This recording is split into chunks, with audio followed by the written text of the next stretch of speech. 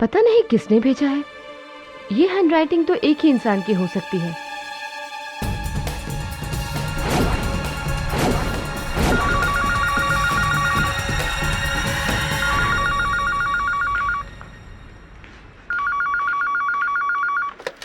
Hello, listen, मुझे धमकी देकर कुछ नहीं होगा, कुछ नहीं हो सकता, समझे? मेरा इरादा बिल्कुल पक्का है। और एक बात तो कान खोलकर सुन लो, पापा के बाद मुंशी जी ही सब कुछ है मेरे लिए। तुम लोग को तो मैं देख लूंगी, एक एक को जहन्नुम भेजूंगी, समझे?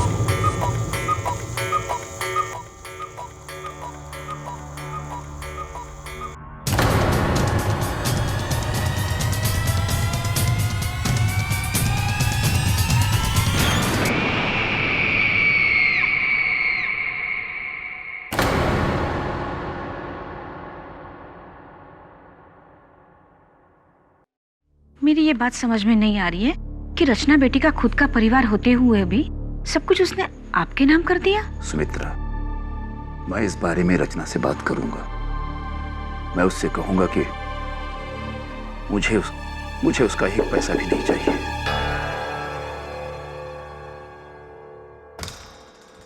जी कहिए। श्यामचंद श्रीवास्तव हैं? हाँ। उन्हें रचना बसिन के कत्ल के जुर्म में गिरफ्तार किया जाता है। दे रहा हूँ।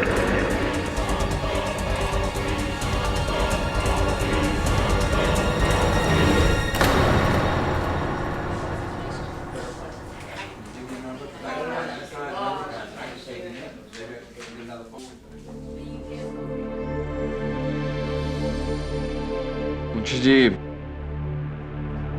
इस वसीयत के अनुसार तो रचना के जाने के बाद सब कुछ आप ही को मिलेगा।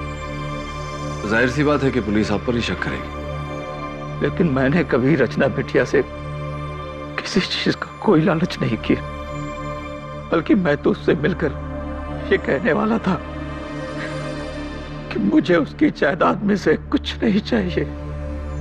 मुलाजिम से ज्यादा मैं उसका बाप था। और आप ही बताइए, भला एक बाप अपनी बेटी से कभी कुछ ले सकता है?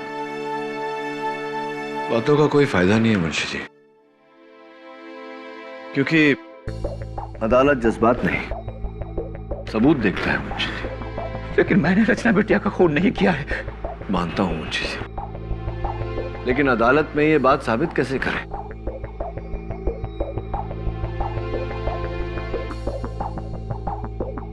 एक बात बताइए, बसीन परिवार में और कौन कौन है?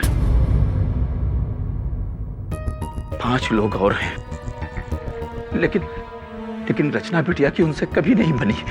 वो उसका सौतेला परिवार है। अच्छा,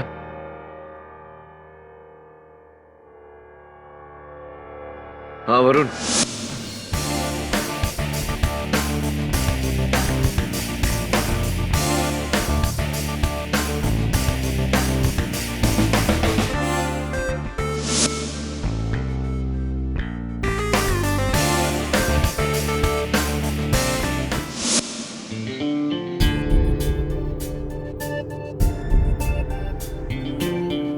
हेलो,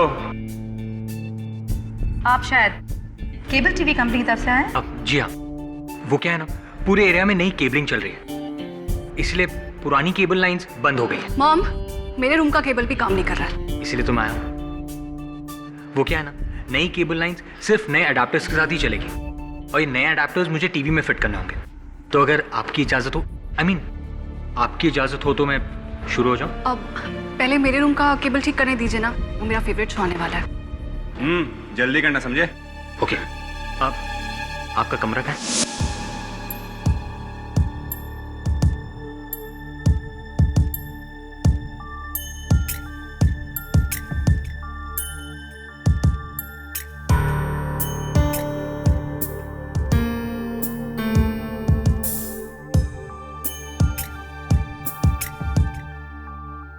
सुजीत, तुम्हें अच्छी तरह से पता है ना कि रमनी को अपने कमरे की चीजों के साथ छेड़खानी पसंद नहीं है। Why don't you just keep it back? हाँ माँ, मैं जानता हूँ कि ये रमनिक मामा का ही कमरा है।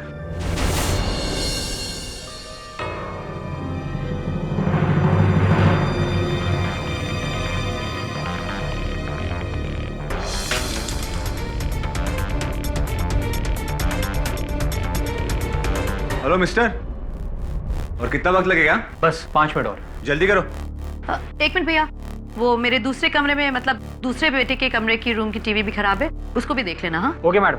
बट मॉम, रणवीर भैया तो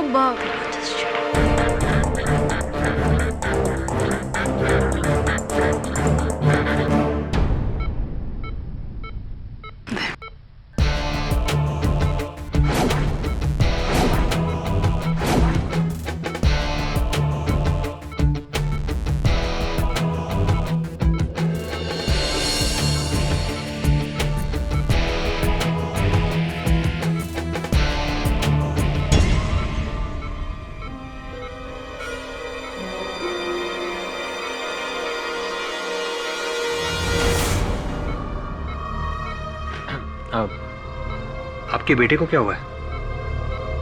तुम डॉक्टर हो? नहीं। तो फिर जो करने आए हो वो करो और जाओ यहाँ से। Oh sorry.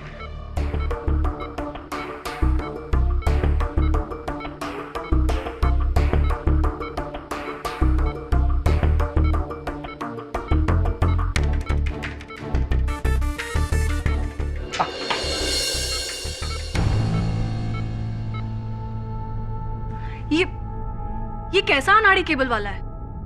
जाओ जाके वहां वॉशरूम में हाथ धो लो। Thank you.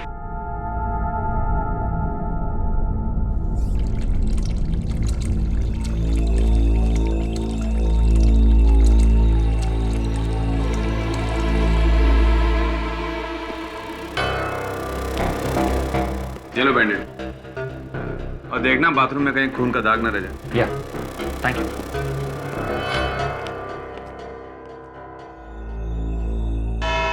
अदालत की कार्रवाई शुरू की जाए। योर ऑनर, कहा जाता है कि हर बुरे काम की जड़ होती है पैसा या तो प्यार, और ये पैसे के लिए प्यार वाला केस है। सुपरफिक्स इंडस्ट्रीज के मालिक विक्रम भसीन की 2 पत्नियां थी। बड़ी पत्नी से इकलौती लड़की रचना भसीन, और छोटी पत्नी जो यहां मौजूद है सुनैना भसीन, उनसे 3 औलादें हैं, यानी कि 2 परिवार। इन परिवार की आपस में कभी बनती नहीं थी, और विक्रम के मौत के बाद तो मानो ये दोनों सौतेले परिवार एक दूसरे के दुश्मन बन गए।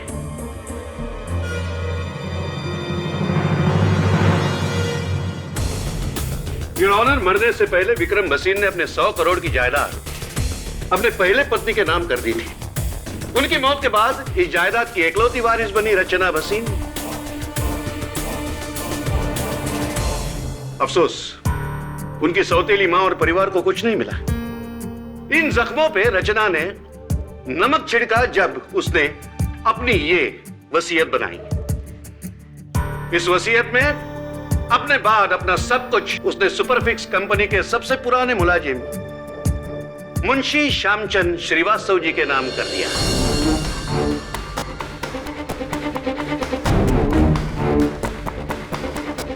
और यहां फिल्म में एंट्री होती है मेन विलन की, भोले वाले दिखने वाले मुंशी जी। मुंशी जी, आपकी उम्र क्या है? जी 10 साल। और रचना की कितनी थी? लगभग 28 साल के करीब। ओह, मतलब नेचुरल कॉजेस, यानी कि आम सूरतों में आप पहले ऊपर जाते है कि नहीं? सामने लटकी हुई 100 करोड़ की गाजर चखे बिना। दौलत का मजा तो जीते जी लिया जाता है, मरने के बाद नहीं। और आपने सोचा है कि रचना को अगर भरी जवानी में मार दूं तो सारा पैसा मेरा इंस्टेंट।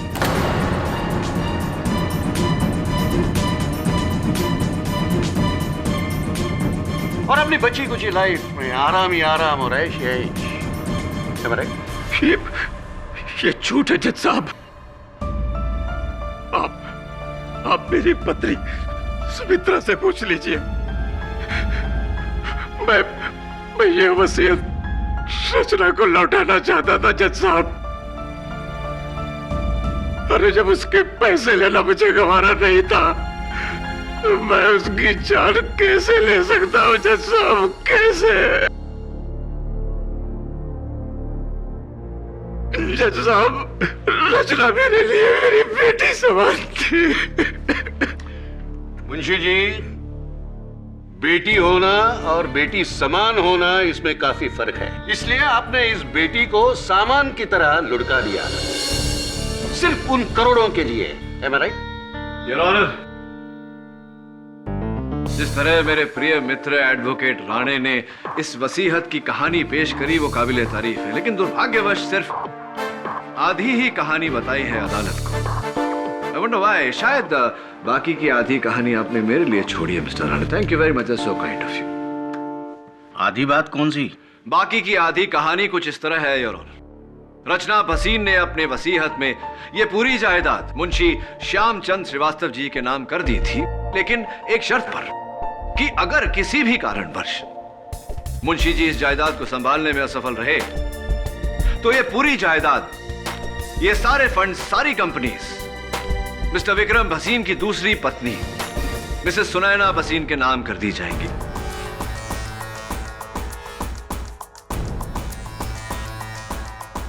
और किसी ने बड़ी शातिरता से, बड़ी होशियारी से रचना भसीन को रास्ते से हटाया और उस कत्ल का इंजाम मुंशी जी के सर मढ़ दिया। मुंशी जी को उम्र कैद हो जाए और वसीहत के तहत यह सारी जायदाद मिसेस सुनैना भसीन के नाम हो जाए।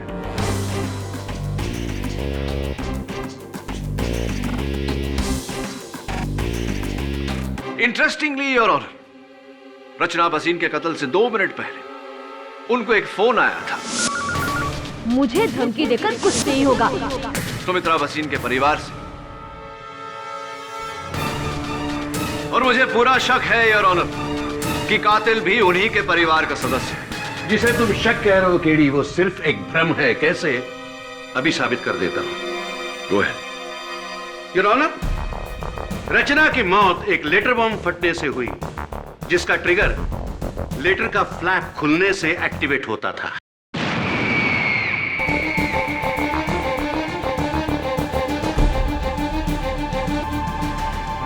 मुंशी जी, भसीन परिवार का नमक आप कितने सालों से खा रहे हैं? 26 सालों से मैं उनके साथ हूं। उसके पहले आप क्या करते थे भरी जवानी में? जी, कोलकाता में था मैं। कोलकाता में क्या कर रहे थे? नौकरी, पढ़ाई या बलवाई? I object your honour. Prosecutor साहब मेरे मुवक्किल पर लांछन लगा रहे हैं। बेवजह नहीं केडी। मुंशी जी जब कोलकाता में थे तब एक उग्रवादी थे और पुलिस से भागकर मुंबई आए थे।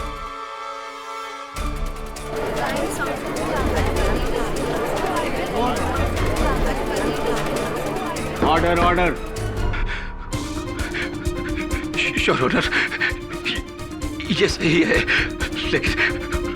लेकिन वो मेरी पिछली जिंदगी थी और ये सब मैंने उसी वक्त छोड़ दिया था। मुंशी जी, जब आप उग्रवादी थे तब आपका एरिया ऑफ स्पेशलाइजेशन क्या था?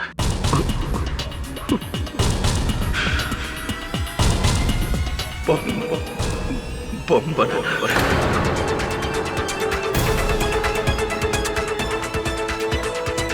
मतलब जो जवानी में सीखा बुढ़ापे में काम आ गया है?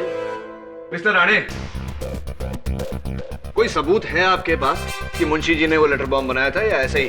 वो लेटर बॉम्ब जहां से पोस्ट हुआ था वो पोस्ट ऑफिस मुंशी जी के बिल्कुल घर के बाहर है। इससे क्या साबित होता है? कुआं प्यासे के पास नहीं आता मिस्टर राणे, प्यासा कुएं के पास जाता है। आप भी जाकर उस लेटर बॉक्स का कभी भी इस्तेमाल कर सकते हैं, कोई मना नहीं है आपको। तो और एक सबूत पेश करता हूं केडी, सबूतों की कोई कमी नहीं है हमारे पास। मुंशी जी, इस लेटर पे बड़े सुंदर अक्षरों में जो पता लिखा हुआ है, क्या यह लिखावट आपकी है?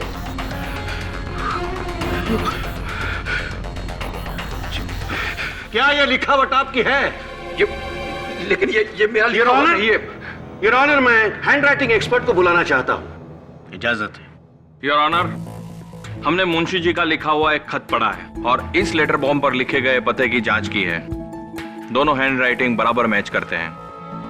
ये लिखावट मुंशी जी की ही है।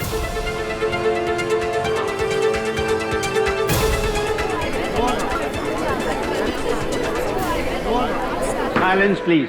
नहीं जज साहब, ये लिखावट मेरी नहीं है। जी जी। Your witness please.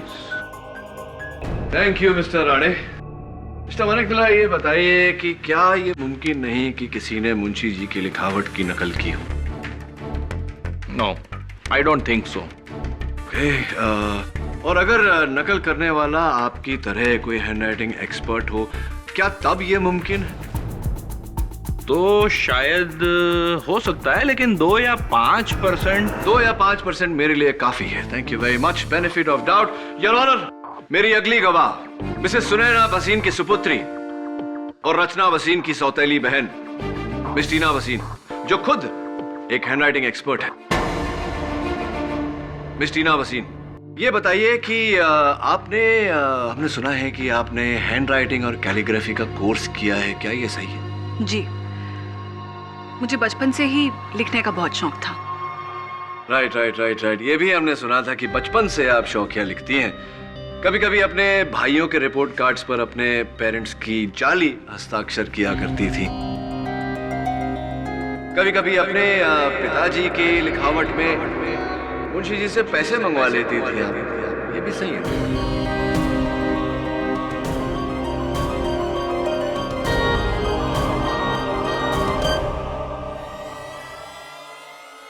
I'm sure ये बात आपको मुंशी जी ने बताई होगी। Anyway, इस लिफाफे पर जो नकल है वो मेरी नहीं है। उस लेटर पर जो नकल है वो मेरी नहीं है, इससे क्या मतलब है आपको? आपको कैसे पता कि वो लेटर पर जो लिखावट है वो नकल ही है? How do you know that?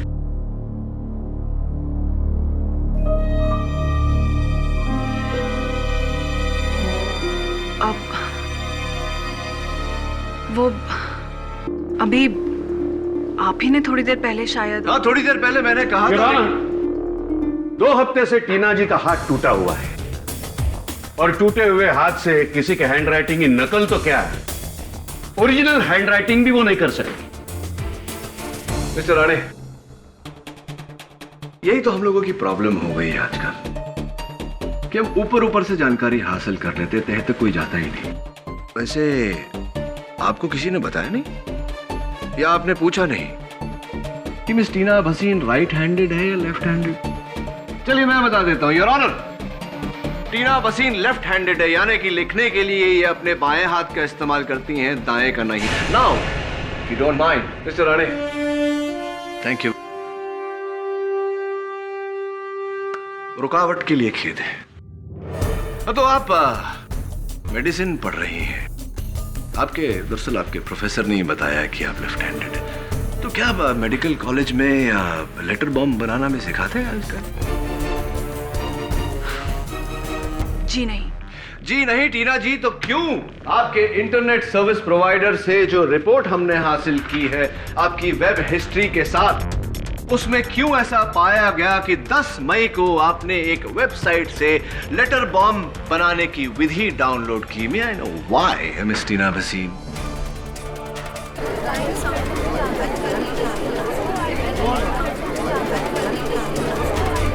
Order. अब ये मैंने डाउनलोड नहीं किया। आपके कंप्यूटर से क्या डेट बताया आपने? 10 मई, 10 मई। 10th मई को योर ऑनर टीना जी अपने मेडिकल कॉलेज स्टूडेंट्स के साथ सातारा में बारखेड़ी गांव गई थी मेडिकल कैंप के लिए, और बारखेड़ी में दूर दूर तक इंटरनेट नहीं आता है। Thanks for the information. 10 मई को आप बारखेड़ी गांव गई थी। जी, and I hope that answers your question. या बट मिस टीना, आपका कंप्यूटर तो बारखेड़ी गांव नहीं गया था, आपका कंप्यूटर तो घर पर ही था। आप पासवर्ड नहीं लगाती आपके कंप्यूटर में क्योंकि आपकी गैर मौजूदगी में किसी ने आपके कंप्यूटर का इस्तेमाल किया और लेटर बॉम्ब बनाने की विधि डाउनलोड की।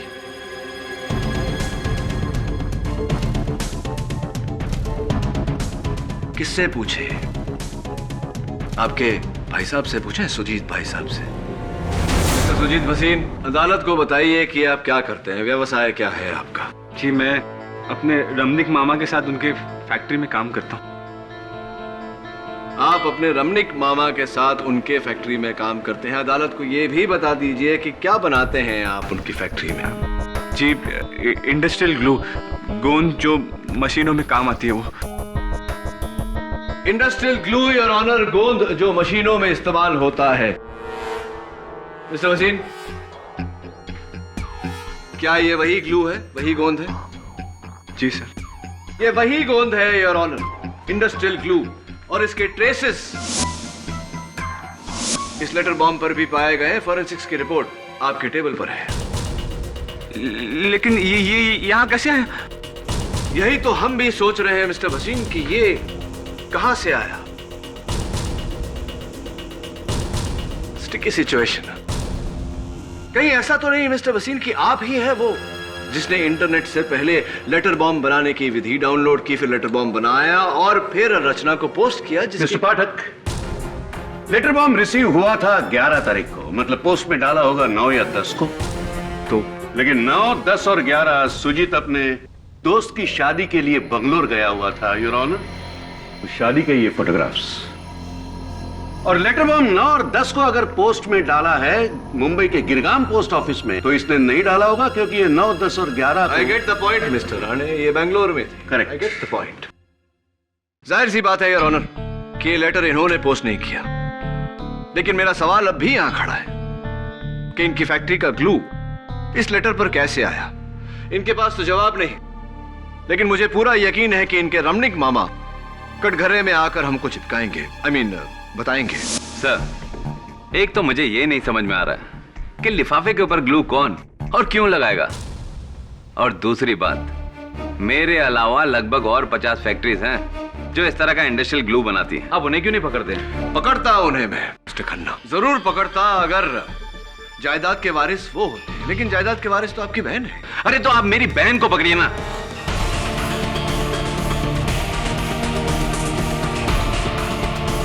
क्योंकि भसीन की जायदाद में से मुझे एक भी पैसा नहीं मिलने वाला है। जो कुछ भी है वो मेरी बहन और उसके बच्चों को मिलने वाला है। मिस्टर खन्ना, काम डाउन, आप खामखा गुस्सा हो रहे हैं।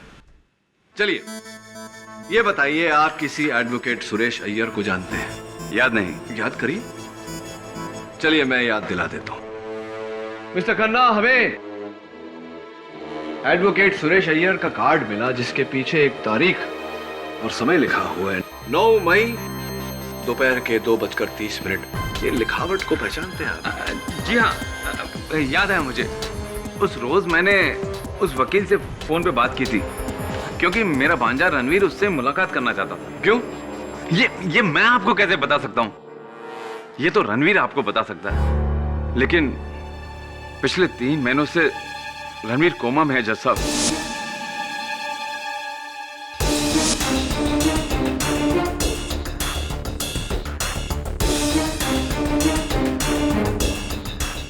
अदालत को बताइए कि रणवीर जी कोमा में क्यों है। 15 मई को किसी बार में उसका कुछ लोगों से झगड़ा हो गया और किसी ने उसके सर पे बोतल दे मारी। बस तब से वो बेचारा कोमा में ही है। तो मिस्टर खन्ना, 1 मिनट केडी, इस केस की गाड़ी तुम कहां घुमा रहे हो? एडवोकेट सुरेश अय्यर का इस केस से क्या लेना? आपकी जानकारी के लिए आपको बता दूं कि एडवोकेट सुरेश अय्यर एक क्रिमिनल लॉयर है। जानते ही होंगे कि क्रिमिनल लॉयर की जरूरत तभी पड़ती है जब कोई क्रिमिनल केस होता है। और मैं मिस्टर खन्ना से जानना चाहूंगा कि 3 महीने पहले ऐसा कौन सा क्रिमिनल केस था या कोई क्रिमिनल कॉन्स्पिरेसी? अरे ये मैं आपको कैसे बता सकता हूँ? अब मेरी बहन से पूछिए ना। चलिए उन्हीं से पूछते। जी नहीं, 3 महीने पहले रचना के खिलाफ हम सिविल केस लड़ रहे थे, क्रिमिनल केस नहीं। ओके, तो फिर क्यों मिसेस भसीन आपके बेटे रणवीर को एक क्रिमिनल लॉयर से मिलने की आवश्यकता पड़ी?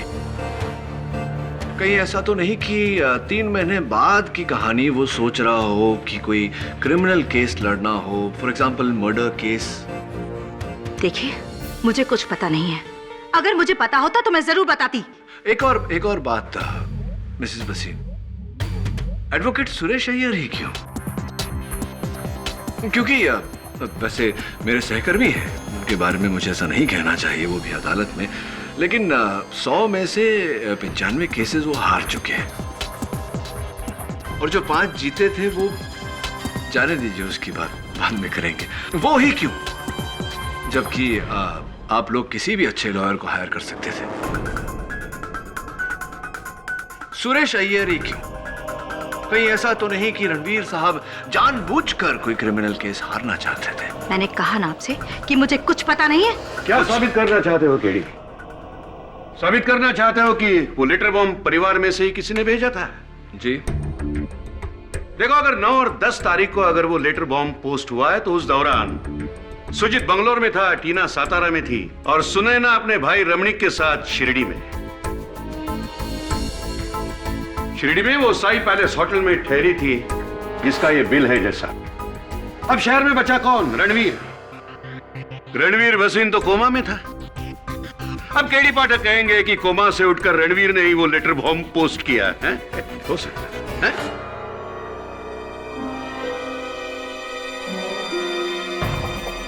हो सकता है। What Your Honor? जज साहब, हमें कैसे पता कि रणवीर भसीन वाकई कोमा में है? हो सकता है कि वो कोमा का नाटक करके हम सबकी आंखों में धूल झोंक रहा है। मिसेस भसीन, कोई सबूत है कि आपका बेटा वाकई कोमा में है? मिसेस सुनैना भसीन, क्या आपके पास आपके बेटी की बीमारी का कोई सबूत है? योर ऑनर, मेरा नाम डॉक्टर शंकर है। पिछले 3 महीनों से मैं मिस्टर रणवीर भसीन का इलाज कर रहा हूं। उनकी सारी मेडिकल रिपोर्ट्स मैंने इस अदालत में पेश की हैं, जिन्हें देखने के बाद यह साबित होता है कि मिस्टर रणवीर पूरी तरह से कोमा में हैं।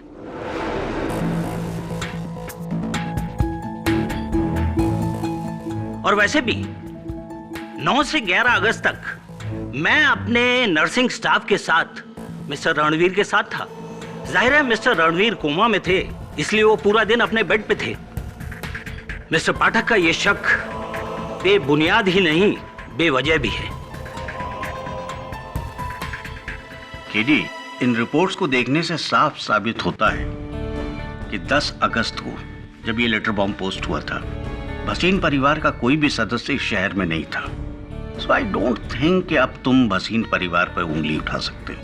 बचा अंगूठा यानी कि ठेंगा जो तुम्हें इस केस में मिलने वाला है। योर ऑनर, मुझे पूरा यकीन है कि इस केस में कुछ ऐसा है जो हमें दिखाई नहीं दे रहा, इसीलिए मैं अदालत से अगली तारीख की गुजारिश करता हूं। Granted. The court is adjourned for the day. करो, तैयारी करो, पहली शिकस्त की तैयारी।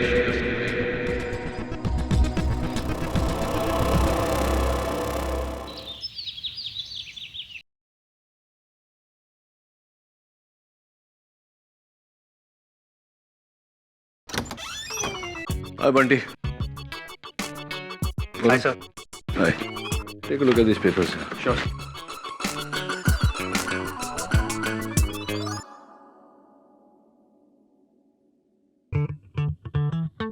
क्या बंटी, क्या कर रहा है? लॉयर बनने की प्रैक्टिस। लॉयर या लायर? लॉयर। अच्छा, लॉयर। तो बुक तो सीधी कर ले।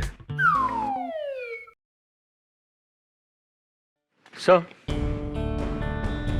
मुझे एक बात समझ में नहीं आई। उस लेटर बॉम्ब के बाहरी हिस्से पर गोंद क्यों लगी थी? गोंद तो हम अंदर लगाते हैं ना? हाँ, ये मैं भी सोच रहा था, और वो भी इंडस्ट्रियल ग्लू, मशीनें चिपकाई जाती है इससे।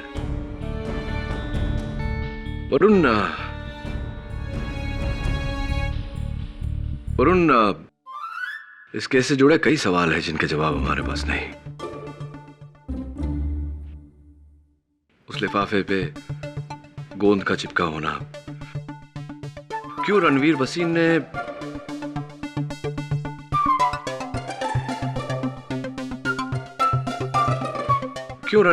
ने एक ऐसा लॉयर किया जो यकीनन केस हारता। वो ना हो भसीन परिवार में से ही किसी ने। अबे रुक रुक। कुछ भी करता है ये बच्चा। What is this? क्लियर। पर इतनी देर तक छत पर कैसे चिपकी थी? सर, छत से याद आया, रणवीर के बाथरूम की सीलिंग पर भी अजीब सी तस्वीरें लगी हुई हैं। बाथरूम की सीलिंग पे? बाथरूम के सीलिंग पर कोई फोटो क्यों लगाए गए? वही समझ में नहीं आ रहा है। यही बात तो मुझे अजीब लग रही है। तू एक काम कर वरुण, जरा जाके देख के रणवीर भसीन वाकई कोमा में है या कोई और खेल है इसके पीछे। कोई चेक। Right sir.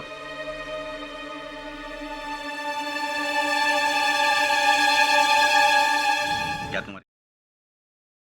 हाय। अब तुम क्या चेक करने आए हो? वो एक्चुअली पहली वाली केबल बहुत पतली थी और ये केबल, ये लेटेस्ट फाइबर केबल है। इसमें आपको सुपर एचडी क्वालिटी मिलेगी। चेक करके देखिए देखिए। अब सॉरी, वो क्या है ना, जंक्शन पॉइंट बाथरूम से लेना पड़ेगा। So can I? थैंक्स। ये तो चल रही है टीवी, क्या जरूरत थी नए वायरिंग की?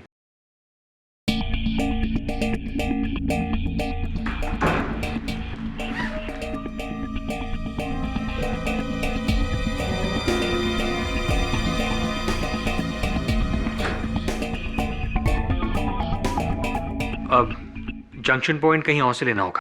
Will you just leave? ये केबल वेबल की लाइन हमें नहीं चाहिए, प्लीज।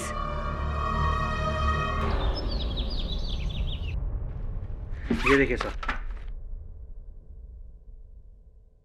सर, ये तो वही इंडस्ट्रियल ग्लू है ना जो उस लेटर पे था।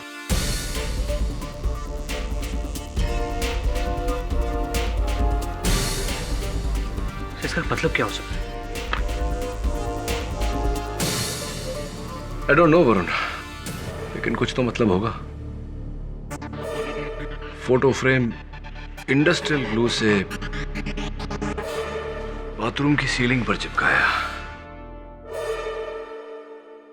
मिस्टर केडी पाठक, पिछली बार तुमने अदालत से वक्त लिया था अपना केस और मजबूत करने के लिए कुछ सबूतों को इकट्ठा करने में। क्या तुम्हारी तैयारी पूरी है? Unfortunately not, your honour. लेकिन मेरे पास कुछ सवाल है और मुझे पूरी उम्मीद है कि आज अदालत में मुझे उन सवालों का जवाब मिलेगा। अब कैसे सवाल? योर ऑनर, 3 महीने पहले इस केस से जुड़ी 3 वारदातें हुई। 3 महीने पहले भसीन हाउस के इंटरनेट द्वारा लेटर बॉम्ब बनाने की विधि डाउनलोड की गई। 3 महीने पहले मिस्टर रणवीर भसीन ने criminal lawyer mister Suresh Iyer को कांटेक्ट किया और 3 महीने पहले मिस्टर रणवीर भसीन कोमा में चले गए। मेरी शक की सुई एक बार फिर से घूमकर मिस्टर रणवीर भसीन पर आट की। फिर से रणवीर भसीन जो 3 महीने से कोमा में है? यू राइट, वही Ranveer Bhasin mister Rane. Your honour, मुझे भसीन हाउस से कुछ तस्वीरें मिली ऐसी जो मिस्टर रणवीर भसीन के बाथरूम के सीलिंग पर चिपकाई गई थी इसी इंडस्ट्रियल ग्लू से, जो हमें इस लेटर बॉम्ब पर भी मिली।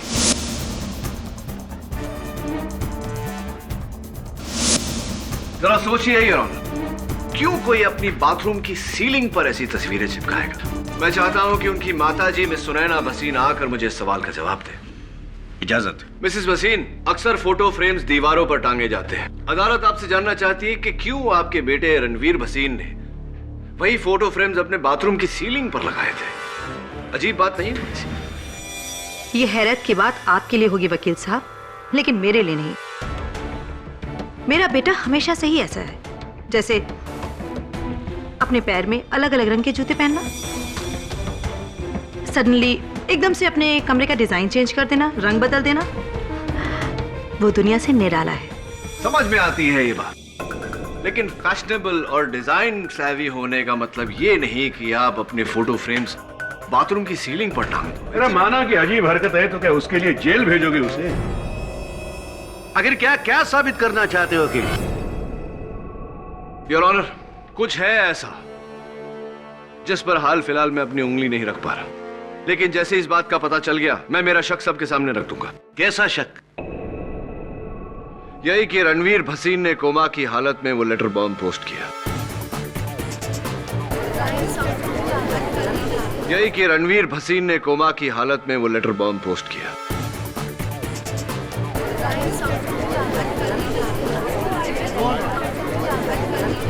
Silence, silence in the court. KD, तुम्हें पता भी है तुम क्या कह रहे हो? कोमाटोस पेशेंट जो मुश्किल से अपनी पलकें तक नहीं झपका सकता, वो बिस्तर से उठकर ये लेटर बॉम्ब पोस्ट करेगा? योर ऑनर, दिमाग खराब हो गया है इस केडी पाठक का। जब जिंदों पर उंगली नहीं उठा सका तो मुर्दों को निशाना बना रहा है। राणे,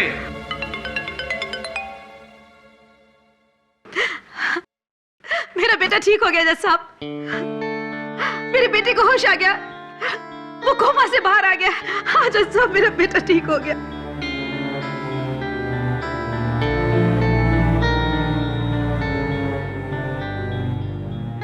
योर ऑनर, इससे अच्छी खबर तो हो ही नहीं सकती। हमें तुरंत मिस्टर भसीन का बयान लेना चाहिए। इनफैक्ट मैं अदालत से इजाजत चाहता हूं कि मुझे उनका बयान लेने का मौका दिया जाए। तो क्या आप जाकर उसके जुर्म कबूलने को कहोगे और हाँ कहेगा? Absolutely mister Rane. Yes KD, Ranveer Bhasin ने अगर इनकार कर दिया तो फिर तुम्हारे पास कोई रास्ता नहीं बचता। और वैसे भी तुम्हारा ये शक मेरी समझ से बाहर है। जब ये लेटर्स पोस्ट हुए थे उस वक्त रणवीर भसीन कोमा में था। तुम कैसे साबित करोगे कि वो खूनी है?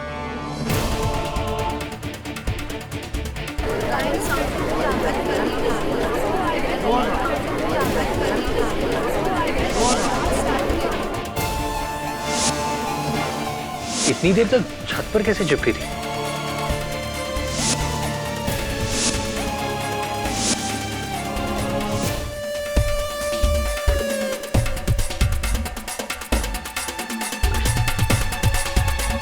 योर ऑनर, मैं अदालत में वेइंग स्केल मंगवाने की इजाजत चाहता हूँ। Weighing scale?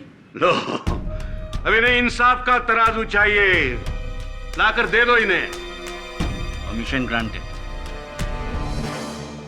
Your honour, Bhasin house के इंटरनेट द्वारा डाउनलोड की गई लेटर बॉम्ब बनाने की विधि के अनुसार मैंने ये पैकेट बनाया है। चिंता मत करिए योर ऑनर, फटेगा नहीं।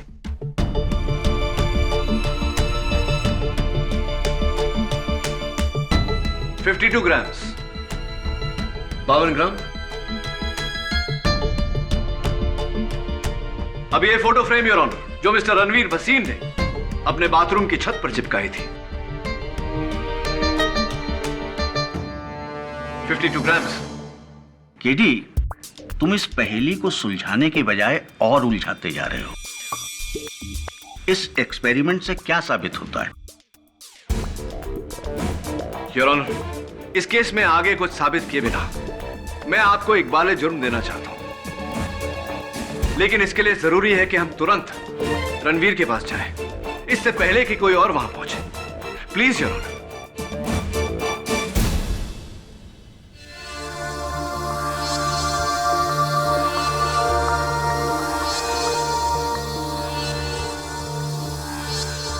डॉक्टर, मैं कितनी देर से बेहोश था? 3 महीने से। 3 महीने? पर मेरी फैमिली? वो बेटा क्या है कि तुम्हारी स्टेप सिस्टर रचना। क्या हुआ रचना को? अरे कुछ नहीं हुआ रचना को। रचना को क्या हो सकता है? रचना एकदम भली चंगी है। लंदन गई है, नया ऑर्डर मिला ना उसको, उसके सिलसिले में। आप सोच रहे होंगे कि मैं कौन हूँ। मैं रचना का पड़ोसी, उसके बाजू में रहता हूँ। वो क्या हुआ ना कि डाकिया आया था, रचना थी नहीं। रचना लंदन में थी, मैंने बोला ना लंदन गई है, तो लंदन में थी तो डाकिया मेरे पास उसका ये लेटर छोड़ के गया था।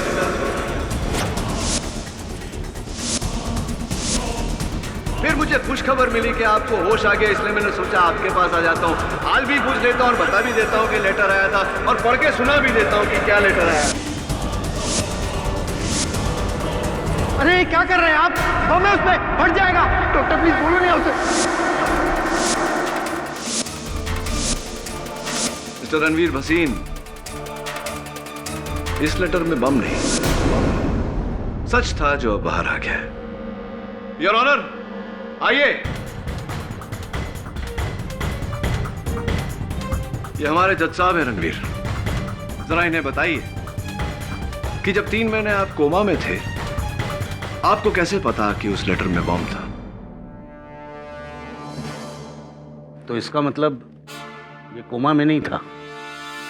नहीं मिस्टर राणे, मजे की बात तो यही है कि मिस्टर रणवीर भसीन कोमा में थे। योर ऑनर, रणवीर ने अपनी सौतेली बहन रचना को मारने का प्लान बहुत पहले ही बना लिया था। 3 महीने पहले इन्होंने इंटरनेट द्वारा लेटर बॉम्ब बनाने की विधि डाउनलोड की, लेटर बॉम्ब बनवाया, उसके ऊपर हैंडराइटिंग एक्सपर्ट से मुंशी जी की लिखावट में रचना का पता लिखवाया और फिर इनके घर के सामने के पोस्ट बॉक्स का ताला तोड़ा।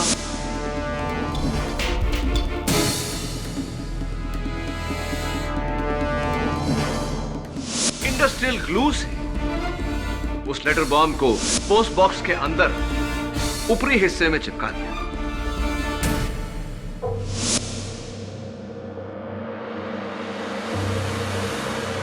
ये जानते थे कि 3 महीने तक वो लेटर बॉम्ब वहीं चिपका रहेगा, क्योंकि ये ट्रायल रन कर चुके थे उसी वजन के फोटो फ्रेम्स अपनी बाथरूम की सीलिंग पर चिपकाकर।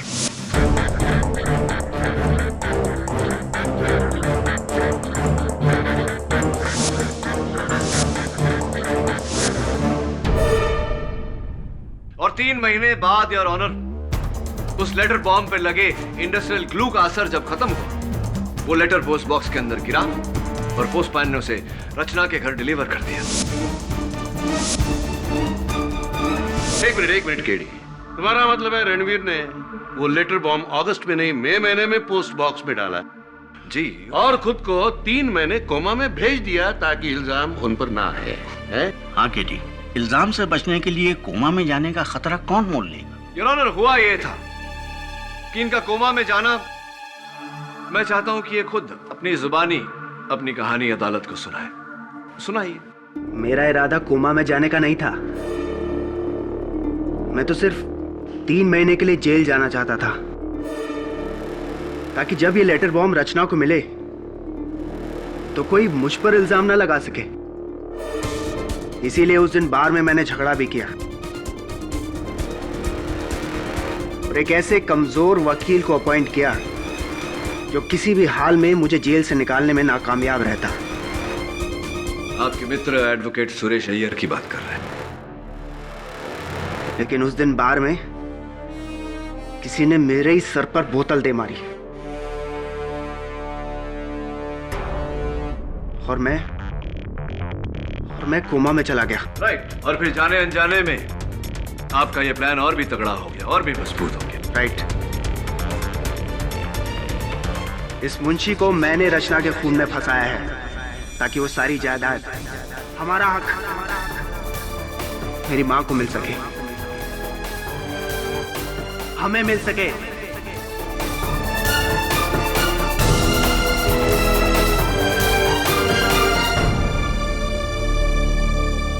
ये अदालत रणवीर भसीन को रचना भसीन के कत्ल के जुर्म में हिरासत में लेने का हुक्म देती है।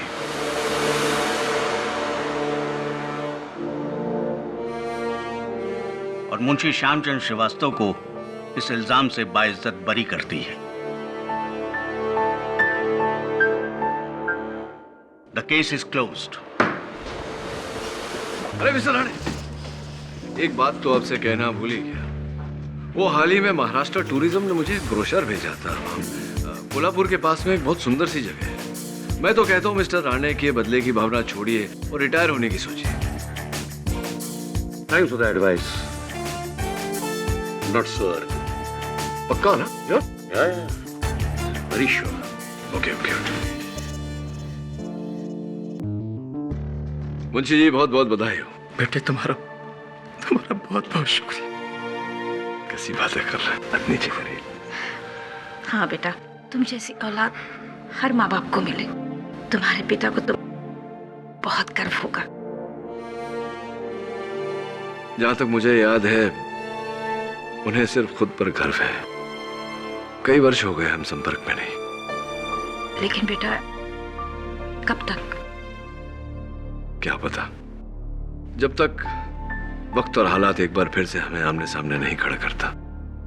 हो सकता है इसी अदालत में। Who knows?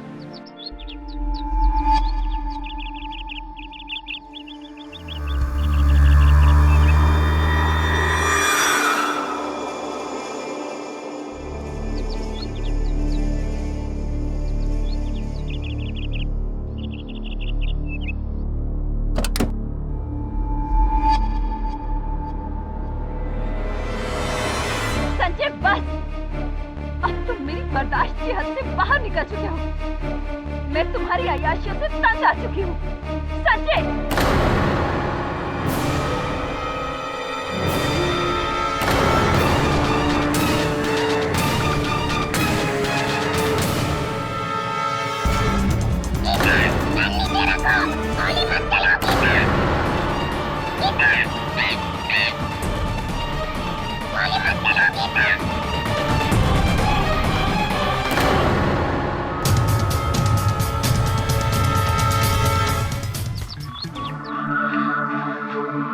मिस्टर केडी पाठक,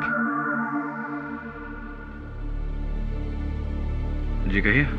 बैठ। मैं मिसेस उषा मधोक, ये मेरी बेटी गीता।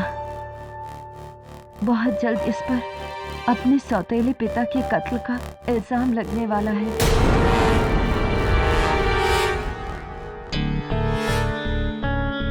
सौतेले पिता के कत्ल का इल्जाम लगना? इससे पहले कि पुलिस आकर इसे गिरफ्तार करती, मैं सीधा आपके पास इसे लेकर आई हूँ। दरअसल आज सुबह मेरे पति संजय मधोक की लाश हमारे लोनावाला फार्म हाउस में मिली और उनकी लाश के पास उनका पालतू तोता चैको भी मिला। और वो एक ही बात को बार बार दोहरा रहा है।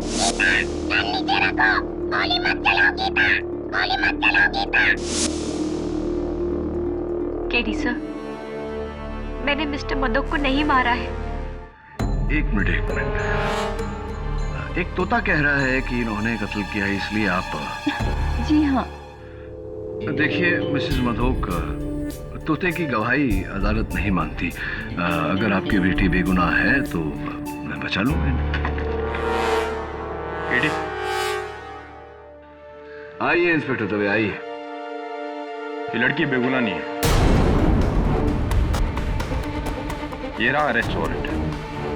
हथकड़ी पहनाओ।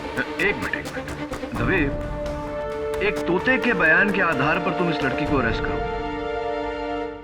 केडी, तोते के अलावा बाकी सबूत भी इसके खिलाफ है। Really? Your honour, Geeta Madhok के आंसुओं की ये बाढ़ उनकी बेगुनाही के दर्द की वजह से नहीं है, बल्कि इसलिए है जज साहब क्योंकि गुनाह करने के बाद ये पकड़ी गई।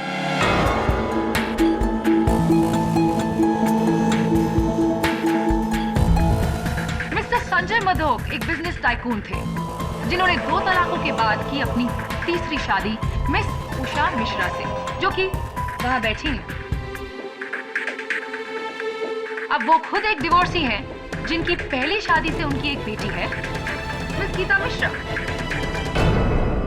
मिस्टर संजय मधोक और मिस उषा मिश्रा की शादी को पूरे 2 साल हो चुके हैं, लेकिन आज भी गीता अपने आप को गीता मिश्रा कहती है, गीता मधोक नहीं।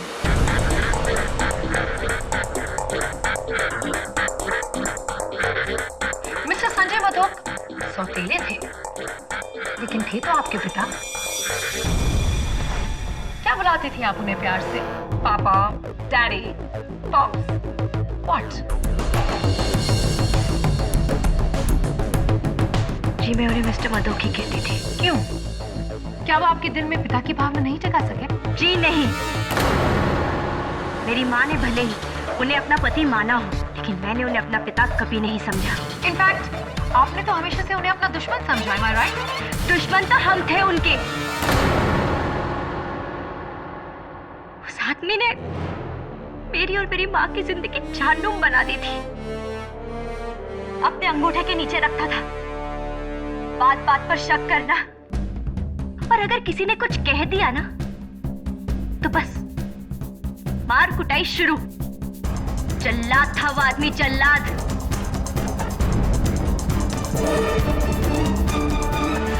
बाप होने का कौन सा फर्ज निभाया उसने? क्या ये सच है कि एक हफ्ते पहले आपके बर्थडे पार्टी के दिन आप दोनों के बीच बड़ा सा तमाशा हुआ था? तू मैं हुई थी, जहाँ के आपके पिता ने मिस्टर मधोक ने आपको चोर कहा था। चोर? मिस्टर मधोक को ये लगता था कि सबकी नजर उनके पैसों पर है। मेरा बर्थडे भी बर्बाद कर दिया उन्होंने। मन तो आया कि मैं उनसे ही बेटी।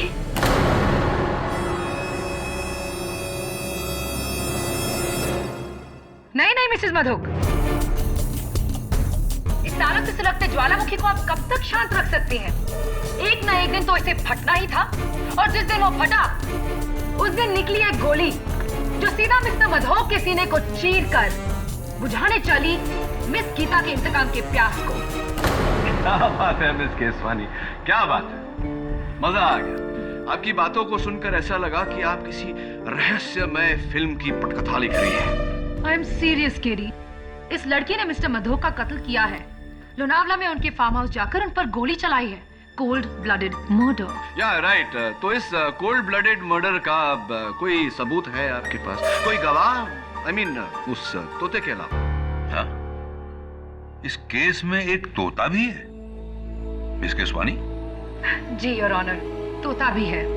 मिस्टर मधोक का पालतू तोता चैको, जो मर्डर के वक्त लाश के पास था। मैं अदालत में चैको को पेश करने की इजाजत चाहती हूँ। I object, Your Honor, it's ridiculous. Unfortunately or fortunately, ये तोता इस केस का इकलौता गवाह है। Your Honor, एक तोते की गवाही is not admissible in a court of law. इकलौता गवाह है, Your Honor. I still object, Your Honor. इजाजत। Thank you, Your Honor. जब से मिस्टर मधोक का खून हुआ है, तब से ये तोता बस एक ही बात दोहरा रहा है, जो है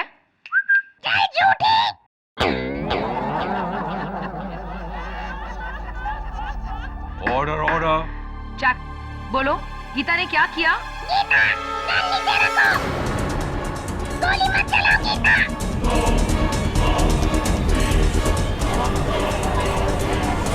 ऑर्डर ऑर्डर। सर मैंने कुछ नहीं किया है। मैंने मिस्टर मधोक को नहीं मारा है। तो क्या ये तोता झूठ बोल रहा है? तो क्या तोते ने सच बोलने की कसम खाई है? Order order. योर ऑनर, तोता तोता होता है, उससे जो रटवाओगे वो बोलेगा। तोते के बड़बड़ाने से थोड़ी कोई केस बन सकता है, थोड़ी कोई गवाही मानी जा सकती है। कम ऑन केडी, मैं एक तोते को इस केस में गवाह नहीं बनाने वाला, लेकिन ये जो कह रहा है इसे हम नजरअंदाज भी नहीं कर सकते, इसलिए बस हम इसके स्टेटमेंट को रिकॉर्ड करके जाने देंगे उसे। तोते का स्टेटमेंट लेंगे आप? योर ऑनर, जैसे मैंने कहा, तोते को जो रटवाओगे वो बोलेगा। और वैसे भी एक बात सोचने वाली है कि तोते को कुछ सिखाने में महीने लग जाते हैं, लेकिन यहाँ तो जिस दिन से मिस्टर मधोक की मौत हुई है ये गीता गीता कर रहा है। थिंक अबाउट इट यार। किस किताब में लिखा है केडी कि एक तोते को सीखने के लिए महीने लग जाते हैं? आम बात है, ज्यादातर ऐसा ही होता है। ज्यादातर, हमेशा नहीं। What are you trying to say? इंसानों की तरह हर तोते का भी अलग अलग ग्रास्पिंग पावर होता है। तोते के ग्रास्पिंग पावर की बात कर रहे हैं? चैको, बोलो, it's funny. Order order. Chaco, bad boy, बोलो, किस्वानी। चैको, बोलो, किस्वानी। मिस केसवानी, शायद इसकी ग्रास्पिंग पावर इतनी मजबूत नहीं है।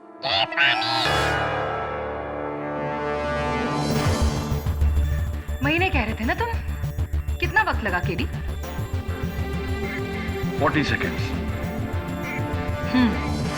Still a तोता, योर ऑनर। योर ऑनर, अगर ये तोता न भी होता, तब भी गीता मिश्रा इस कटघरे में खड़ी होती, क्योंकि जिस बंदूक से संजय मधोक का कत्ल हुआ, वो बंदूक पुलिस को संजय मधोक के फार्म हाउस के बाहर एक कचरे के डब्बे में मिली, जिस पर फोरेंसिक्स के अनुसार गीता मिश्रा की उंगलियों के निशान हैं। गीता, क्या कहना चाहेंगे आप? सर, मैं आपको बताती हूँ कि इस गन पर मेरी उंगलियों के निशान कैसे आए।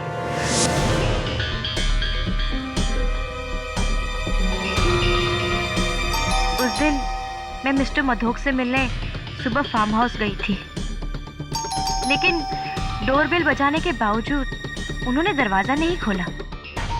मुझे लगा शायद वो सो रहे हैं, इसलिए वहां से जाने लगी कि अचानक एक गमले में मैंने इस गन को देखा।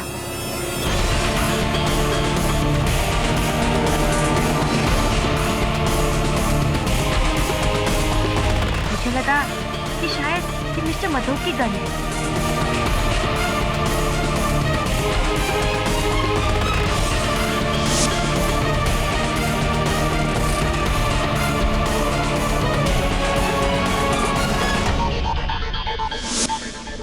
अगर ऐसा था तो तुमने वो गन कचरे में क्यों फेंकी गीता? कुछ दिन पहले एक लड़ाई के दौरान मिस्टर मधोक ने मेरी माँ को गोली मारने की धमकी दी थी, इसलिए गुस्से में आकर मैंने वो गन फेंक दी। पर मुझे नहीं पता था कि इसी गन से उनकी हत्या हुई है। By the way Geeta, mister Madhok जिन्हें तुम्ही ने कुछ ही देर पहले जल्लाद कहा था, इतनी सुबह सुबह तुम्हें क्यों मिलने गई थी?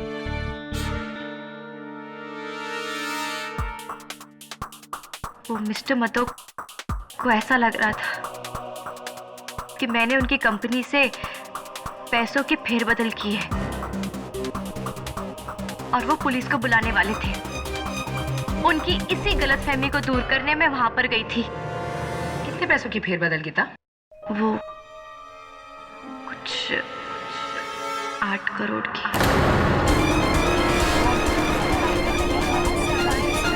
Quiet, please. 8 करोड़ की? कुछ? तुम उसे मामूली फेरबदल कह रही हो गीता? ये तो बहुत बड़ा गबन है, स्कैम है, इट्स अ फ्रॉड। इसीलिए मारा तुमने मिस्टर मधोक को। मैंने किसी का खून नहीं किया है और ना ही मैंने वो पैसे लिए हैं। लिए हो या ना लिए हो, अब उससे क्या फर्क पड़ता है? वैसे भी वो कुछ 8 करोड़ उन 100 करोड़ के नीचे दबने वाले हैं जो अब तुम्हारी माँ को मिलेंगे मिस्टर संजय मधोक की मौत के बाद।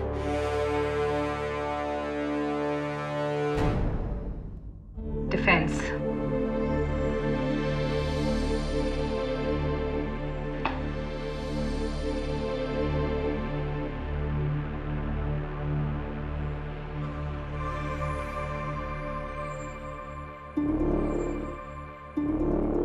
गीता, माफी चाहता हूं, सवाल थोड़ा निजी है लेकिन जवाब देना पड़ेगा। आपकी कमर कितनी है? मेरा मतलब है आप किस साइज का जीन्स पहनती हैं? 26। 26। और कुर्ता? Small size.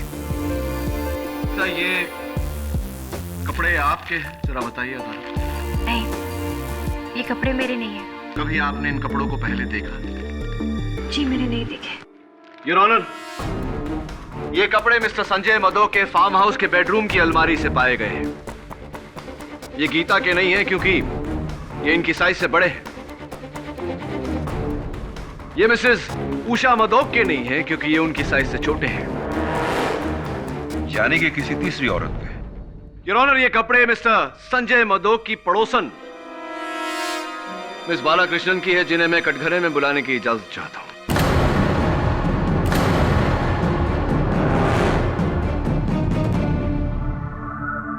हाँ, तो मिस बालाकृष्णन, सुना है कि आप राइटर हैं, लेखिका हैं। क्या लिखती हैं आप? जी, मैं नोवेल लिखती हूँ। अच्छा। अक्सर लोनावाला में अपने फार्म हाउस जाकर, जो मिस्टर मधोक के फार्म हाउस के काफी नजदीक है। जो मिस्टर मधोक के फार्म हाउस के काफी नजदीक है, इतना नजदीक है योर ऑनर कि इनके कपड़े उनके बेडरूम तक पहुंच गए।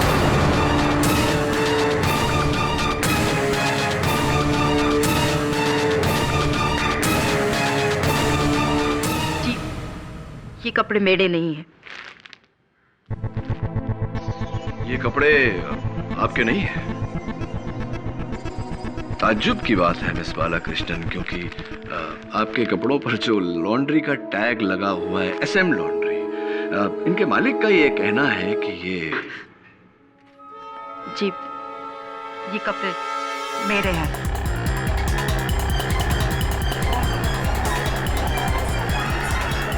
Order order. सच बोलना अच्छी आदत होती है। चलिए अब सच सच ये भी बता दीजिए कि आपके और मिस्टर मदोक के बीच क्या रिश्ता था? संजय और मैं गहरे दोस्त थे? जी नहीं। गहरे दुश्मन थे? जी जी, गहरे दुश्मन इसलिए मिस बालाकृष्ण क्योंकि ये गन जिस per your honour Gita Mishra की उंगलियों के निशान है, ये गन आपके नाम पे रजिस्टर्ड है। ये गन आपकी है। क्या ये सही है या जी? और क्या ये भी सही है या नहीं कि आपका पूरा नाम मिस गीता बालाकृष्णन है?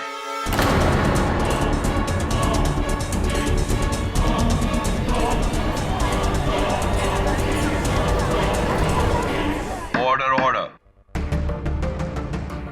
जी, मेरा नाम भी गीता है, पर मैंने तोते को नहीं,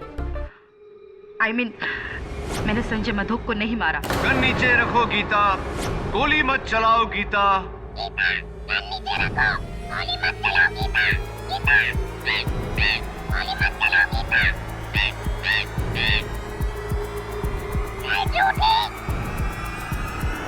योर ऑनर, तोता भी मेरी बात से सहमत। एक बात जानना चाहूंगा आपसे मिस बालाकृष्णन, मिस गीता बालाकृष्णन, क्या आपके कपड़े और आपकी पिस्तौल संजय मधोक जी के घर पर पहुंची कैसे और क्यों?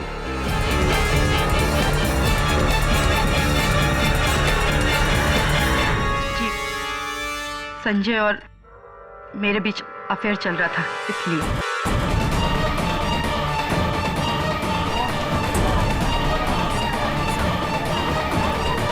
Order order. अक्सर हम अपना वीकेंड उस फार्म हाउस पे गुजारा करते थे। एक ऐसे ही वीकेंड पर उसने मुझसे गन ली थी। कमाल है, इतना प्यार की उन्होंने गन मांगी और आपने दे दी, क्यों भी नहीं पूछा? संजय का कहना था कि उसकी कंपनी से किसी ने 8 करोड़ रुपए की चोरी की है। संजय ऐसा इंसान था जो 1 रुपए की चोरी को भी माफ नहीं करता। गन उसने उसको धमकाने के लिए मांगी। यानी कि गीता मिश्रा, जिन्होंने मिस्टर मधोक की कंपनी से 8 करोड़ का गबन किया। Mere speculation your honour. ये जानकारी ना तो प्रोसिक्यूटर साहिबा के पास है ना मेरे पास। जिनके पास है, मैं चाहता हूं कि वो कटघरे में आकर इस बात पर रोशनी डालें। मिस्टर संजय मधोक के auditor mister Anant Dighe. Your honour, मैं एक ऑडिटर हूँ। 11 जुलाई को संजय मधोक ने अपनी कंपनी के अकाउंट्स पर स्पेशल ऑडिट का काम मुझे सौंपा था। उन्हें शक था कि कोई जाली पेपर बना के उनके फंड्स की चोरी कर रहा है। तो मिस्टर डिगे, क्या ये चोर आपको मिला?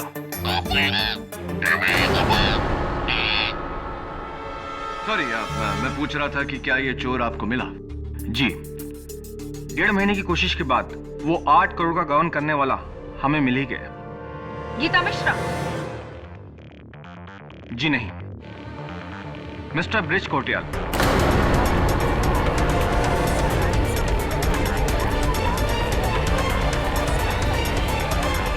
Order order. Mister Sanjay Madhok की कंपनी के जनरल मैनेजर।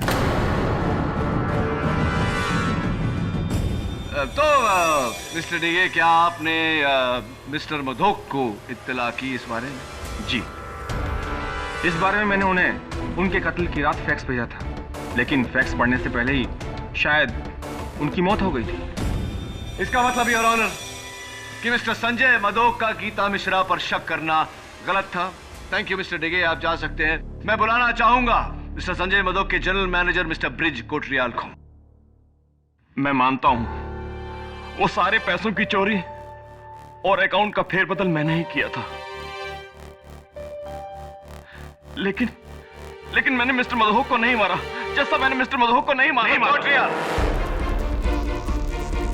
मैं अदालत को बताना चाहता हूं कि वारदात की रात 10 बजे मिस्टर मधोक के फोन रिकॉर्ड्स के अनुसार आखिरी फोन उन्होंने आपको किया था, वो भी मिस्टर डिगे के उनको फैक्स भेजने के 5 मिनट बाद। आप कहना क्या चाहते हैं वकील साहब? मैं ये कहना चाहता हूँ मिस्टर कोटरिया कि मिस्टर डिगे ने मिस्टर मधोक को फैक्स भेजा, जिसे पढ़कर मिस्टर मधोक ने आपको फोन किया। आपको लगा कि आपका केस खत्म हो गया और आपके गबन की बात आम हो जाए उससे पहले आप। नहीं वकील साहब, उन्होंने किसी दूसरी वजह से फोन किया था। अरे वो तो मंडे का मीटिंग कैंसिल करवाना चाहते थे और उस फैक्स के बारे में उन्होंने कोई जिक्र नहीं किया, क्योंकि उन्होंने वो फैक्स पढ़ा ही नहीं था। और एक बात, मिस्टर कोटरियल का पहला नाम ब्रिज है, गीता नहीं। मिस्टर कोटरियल सच कह रहे हैं या झूठ, वो अभी पता चल जाएगा। क्योंकि योर ऑनर, उस रात 10 बजे मिस्टर मधोक अपने फार्म हाउस में अकेले नहीं थे। उनके साथ थे उनके पड़ोसी कर्नल रंजीत थापर। मैं और संजय बहुत पुराने दोस्त थे। इनफैक्ट 2 साल पहले वो फार्म हाउस संजय को मैंने ही बेचा था। उस रात हमेशा की तरह मैं और संजय साथ ही में बैठे थे, गप्पे लड़ा रहे थे कि यार थापर, तू तो आर्मी वाला है ना, कोई अच्छी सी सिक्योरिटी बता, मुझे बॉडीगार्ड चाहिए। क्यों, तुझे कौन धमका रहा है? अरे वो मेरी सौतेली बेटी गीता। यकीन नहीं होता, उसी लड़की ने मेरी कंपनी के अकाउंट से 8 करोड़ का घपला किया है। 8 crore, can you believe it? और उसे पता है कि ये बात मैं जानता हूं। बस एक बार सबूत हाथ लग जाए, उस लड़की को अंदर करवा दूंगा। तो तुझे डर है कि इससे पहले कि तू कुछ करे वो तेरी जान ले लेगी? कोई शक है?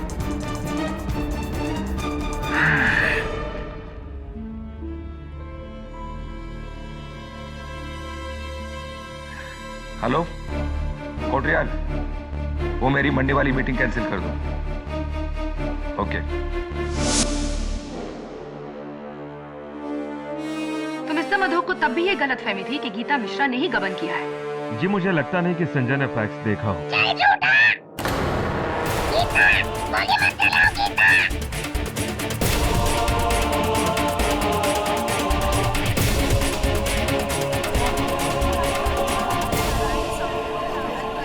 Order order.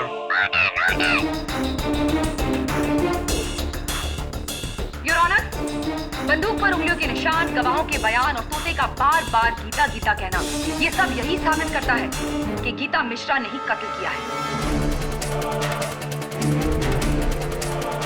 मरने वाले को खुद ये डर था कि गीता उसकी जान लेगी। इससे बड़ा सबूत और क्या हो सकता है जज साहब? प्रोसिक्यूशन की ये मांग है कि इस लड़की गीता मिश्रा को दफा 503 फॉर क्रिमिनल इंटिमिडेशन और दफा 302 मर्डर के तहत इतनी लंबी सजा दी जाए कि वो दिन गिनते गिनते थक जाए। नहीं जज साहब, मेरी बेटी को उसके किए की इतनी बड़ी सजा मत दीजिए। उसने जो कुछ भी किया है मेरे लिए किया, अपनी माँ के लिए।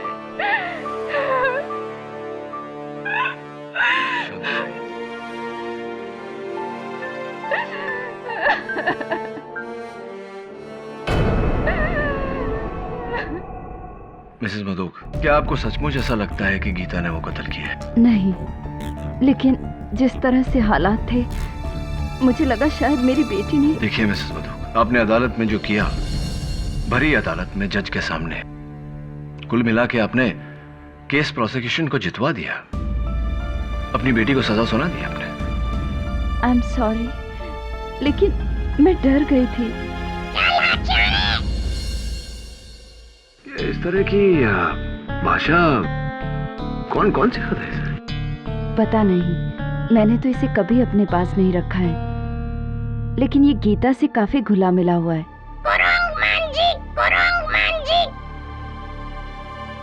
ये तो तमिल बोल रहा है। तमिल में बंदर को कुरंग कहते हैं और मुंजी मतलब फेस, यानी कि बंदर जैसा मुंह।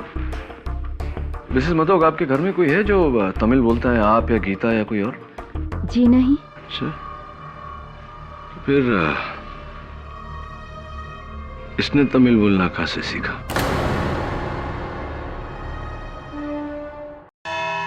गीता, माफी चाहता हूँ, सवाल थोड़ा अजीब सा है, थोड़ा टेढ़ा है। आपका इस तोते के साथ कैसा रिश्ता है? जी, चैको ज्यादातर मेरे साथ ही रहता था और मैंने उसे कई वर्ड्स भी सिखाए थे, जैसे कि गुड मॉर्निंग, हेलो।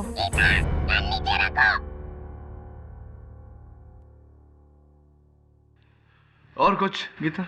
जब मैं अपनी उंगली उसके सामने रखती थी तो बड़ी अच्छी तरीके से वो उस पर आकर बैठ जाता था।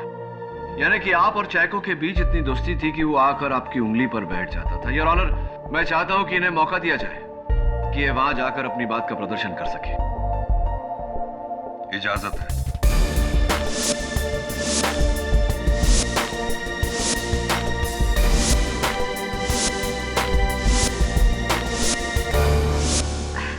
Chaco, good boy, come.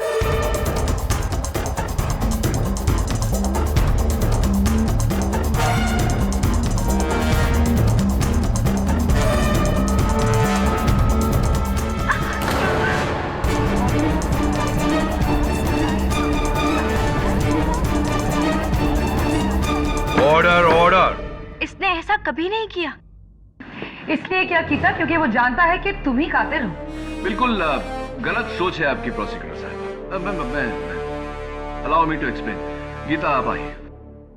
Your honour, इस तोते ने जो किया it's not surprising at all, क्योंकि ये चैको है ही नहीं।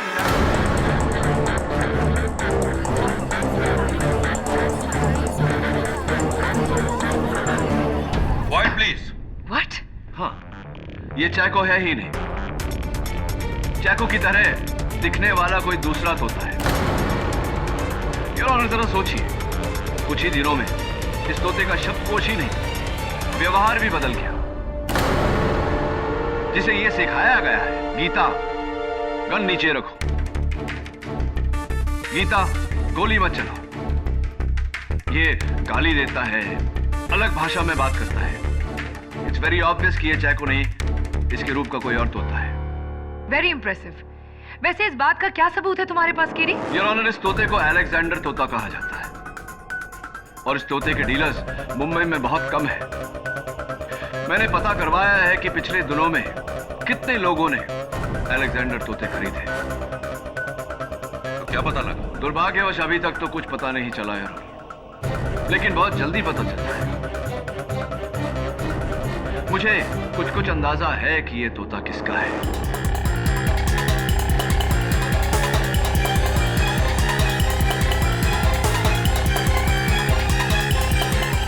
ये तोता मेरा नहीं है, इसे मैंने नहीं खरीदा। गीता जी, ये तोता उस दिन मेरे दफ्तर में तमिल में गालियां दे रहा था और इस केस से जुड़े सारे लोगों में से सिर्फ एक आप ही है जिसको तमिल आती है। अगर ये तोता आपका नहीं है तो इसे तमिल किसने सिखाया होगा?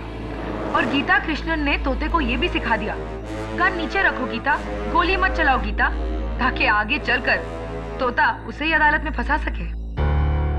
कहो केडी, क्या केसवानी की बात का जवाब है तुम्हारे पास? नहीं है, बट इनफैक्ट मैं मिस केसवानी की बात से पूरी तरह सहमत हूं।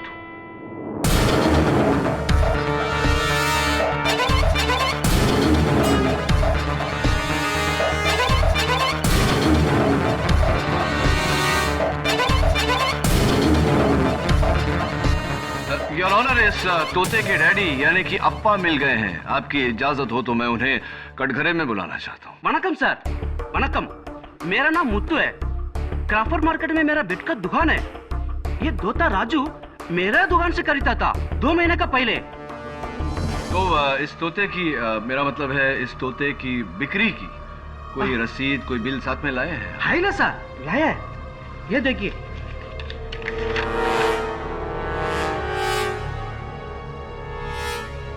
14 जून को आपने ये अलेक्जेंडर पैरेट बेचा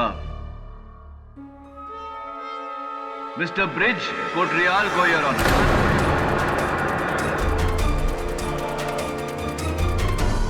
हाँ सर, उधर बैठा ना, वही साहब है।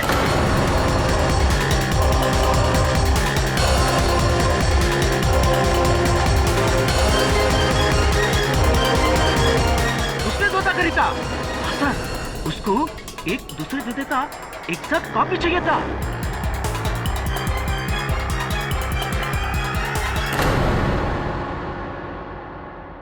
माफी चाहता हूँ मिस्टर कोटरियाल, रहा नहीं जा रहा मुझसे। आपके तो तोते उड़े हुए लग रहे हैं। क्या बात है? आप ठीक कह रहे थे वकील साहब, ये तोता चैको नहीं है। असली चैको सही सलामत मेरे दोस्त के घर पर है।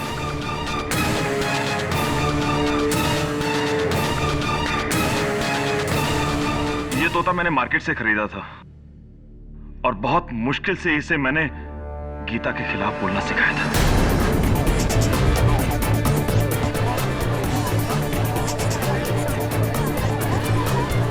Order order. राइट। और ऐसा आपने क्यों किया ये भी अदालत को बता दीजिए।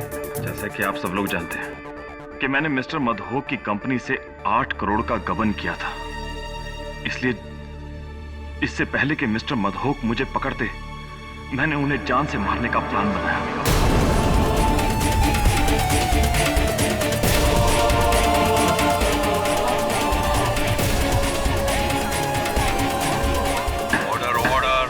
लेकिन मैंने प्लान बनाया, मारा नहीं। जैसा मैंने प्लान बनाया, मारा नहीं। What nonsense, mister Kotriyal. Plan बनाया लेकिन उन्हें मारा नहीं। अब तो साफ साफ साबित हो चुका है कि उनके मरने से सबसे बड़ा फायदा आप ही को था।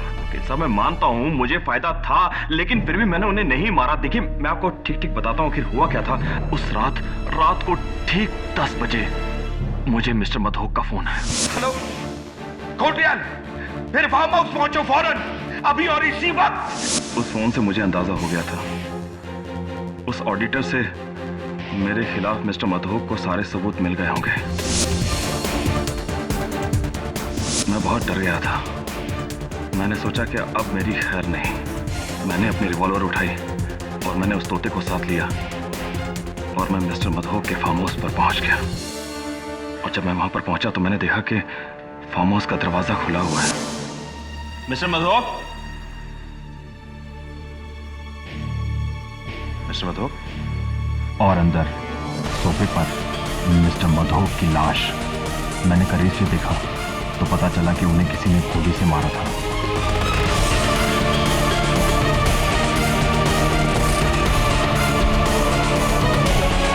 फिर मैंने जमीन पर एक पेपर पड़ा देखा जिस पर ऑडिटर ने साफ साफ लिखा था कि सारे पैसों की चोरी मैंने की थी।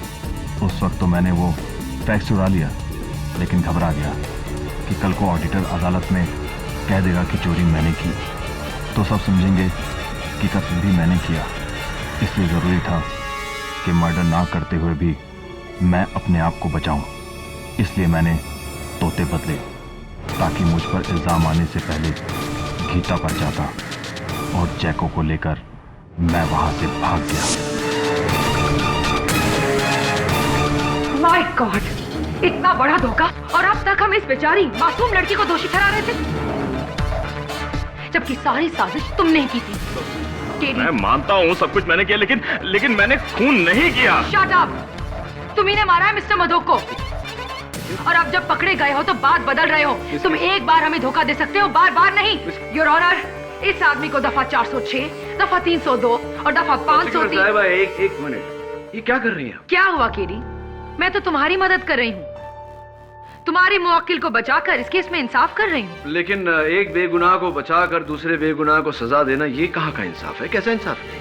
ये क्या कह रहे हो तुम केडी?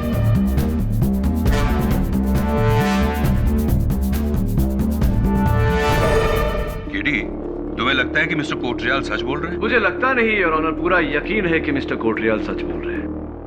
ये सही है कि इन्होंने गबन किया, ये सही है कि इन्होंने मिस्टर मधोक को मारने का प्लान बनाया, लेकिन इन्होंने मिस्टर मधोक को नहीं मारा। फिर कौन है मिस्टर मधोक का कातिल? योर ऑनर, मिस्टर डिगे ने मिस्टर मधोक को जो फैक्स भेजा था, हम अब तक नहीं जानते थे कि मिस्टर मधोक ने वो फैक्स पढ़ा या नहीं, लेकिन कोटरियाल साहब के बयान के बाद ये साबित हो गया है कि मिस्टर मधोक ने वो फैक्स पढ़ा था।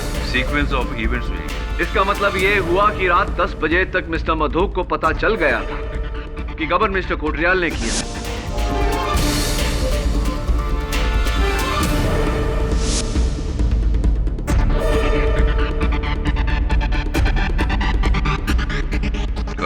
लेकिन कर्नल थापर ने अदालत में यह बयान दिया था कि मिस्टर मधोक ने उनसे कहा कि उन्हें यकीन है कि गबन गीता ने किया है, और उन्हें सिर्फ सबूत का इंतजार है। उसके बाद गीता गई जेल।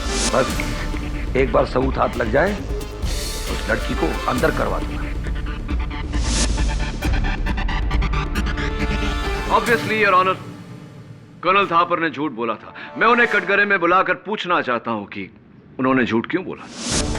हाँ तो कर्नल थापर, उस दिन अदालत में ये गीता के खिलाफ मन घड़न कहानी आपने बनाई, क्यों झूठ बोला था? झूठी गवाही मेरी नहीं है, संजय मधोक की है। आप उसी से पूछिए गीता को लेकर उसने मुझसे क्यों झूठ बोला। I like it. बड़े शातिर हैं आप जानते हैं कि संजय मधोक की लाश उठकर अदालत में आने वाली तो है नहीं गवाही देने, इसलिए आप ये सारा कुछ उस पर डाल रहे हैं। बेनिफिट ऑफ डाउट देकर अगर मैं आपकी बात मान भी लूं, तब भी कर्नल साहब मेरे मन में एक सवाल रह जाता है। उस दिन जब मिस्टर कोटरियाल ने अदालत में झूठी गवाही दी थी, आपने उस झूठ का साथ दिया था, आपने भी झूठी गवाही दी थी। क्यों ऐसा? उन्होंने किसी दूसरी वजह से फोन किया था। अरे वो तो मंडे का मीटिंग कैंसिल करवाना चाहते थे और उस फैक्स के बारे में उन्होंने कोई जिक्र नहीं किया। जी मुझे नहीं लगता कि संजय ने उस फैक्स को देखा था।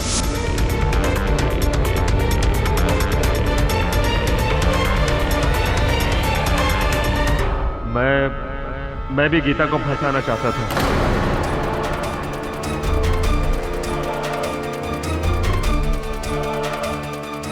आप भी गीता को फंसाना चाहते थे।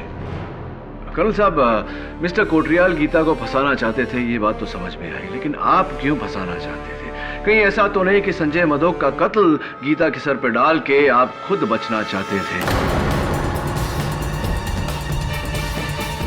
Am I right? Or am I right? I think I'm right. आप एक एक्स आर्मी ऑफिसर हैं। ऐसा करके आप हमारे संविधान के खिलाफ जा रहे हैं, विरुद्ध जा रहे हैं। वैसे भी आपकी एक खामोशी आपके काम नहीं आने वाली। अदालत में खामोशी के दो ही कारण होते हैं, या तो आपको छिपा रहे हैं या संजय मधोक का कत्ल आपने किया है।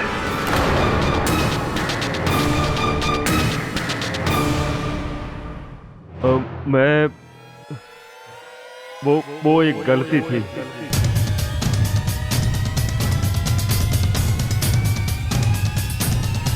वो एक गलती थी। कर्नल साहब, गलती का समाधान गलती मान लेने से होता है, सच को छिपाकर नहीं। अदालत को बताइए कि सच क्या है।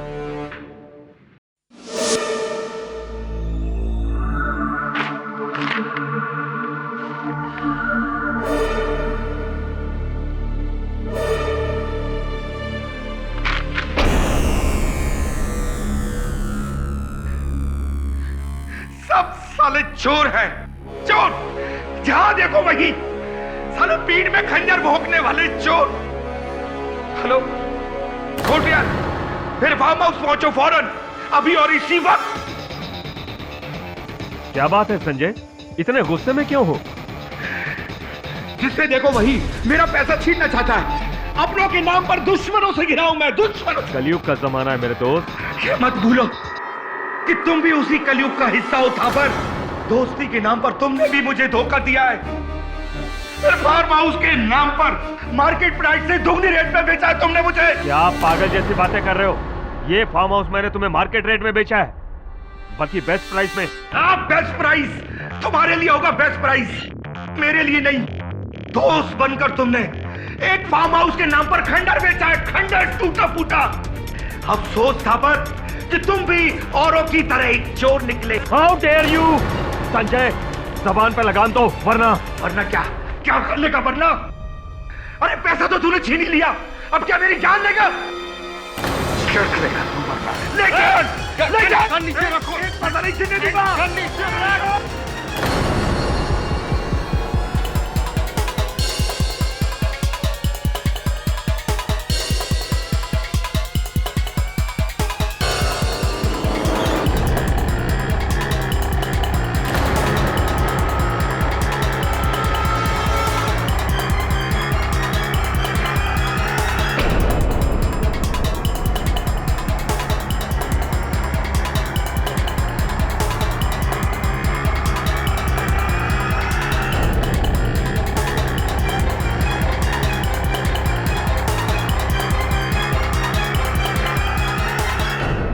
एक इज्जतदार आर्मी ऑफिसर के ऊपर चोरी का इल्जाम? मेरे सारे करियर में मेरे सीनियर से लेकर मेरे जूनियर तक आज तक किसी ने मेरे ऊपर उंगली तक नहीं उठाई। सर ऊंचा और सीना चौड़ा रख के मैं आर्मी से रिटायर हुआ था और उस आदमी ने मुझे चोट ठहरा दिया। उसकी इतनी हिम्मत! मधोक के लिए तो सभी चोर थे क्योंकि वो खुद एक चोर था। मेरे हाथों नहीं तो किसी और के हाथों मरता, किसी और के हाथों।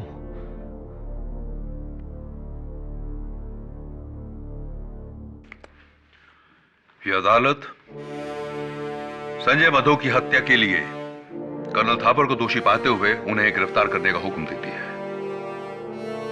और मिस्टर ब्रिज कोटरियाल पर धोखाधड़ी, गबन और सबूतों को बदलने के लिए कार्रवाई करने का हुक्म देती है।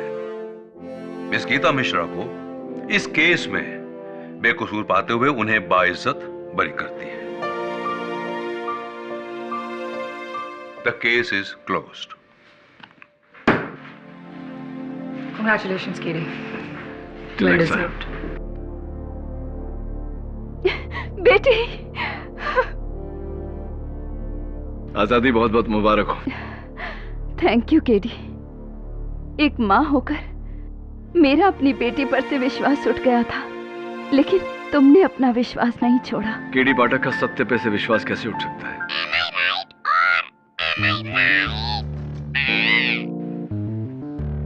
ये तो मेरी लाइन है ना? और भी दिलचस्प कहानी देखने के लिए हमारे चैनल को सब्सक्राइब करें और बेल आइकॉन दबाना न भूलें।